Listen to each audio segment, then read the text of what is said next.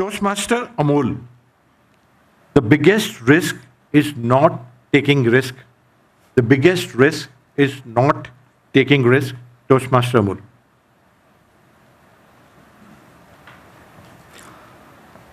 When was the last time you took some risk? Maybe switching your career, maybe getting married, the biggest risk. We all take some or the other risk to evolve as an individual in our life. Can't I share fellow risk takers?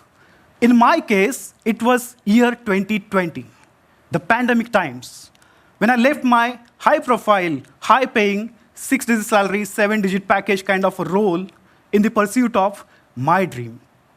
It was completely 180-degree shift in my career, rather in my life. A well-set career versus something which was completely unexplored. But then I realized that this is something worth attempting. And then I took a risk. I had no clue about entrepreneurship, innovation, youth empowerment. But then, after 3 years of preparation, planning, and especially perseverance, I could ace it. Fast forward, we started working with lots of colleges and institutions, especially from rural setup, from semi-urban setup, and I could empower 25,000 youth as my social responsibility. As a result, my inspiration, the person who was guiding the entire world with his unparalleled philanthropic work, Mr. Ratan Tata, wrote a letter to me. The biggest testimony for the work.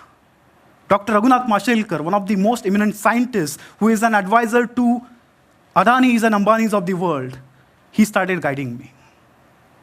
Now, when I look back at that moment, when I took that risk, today I can say that it was worth.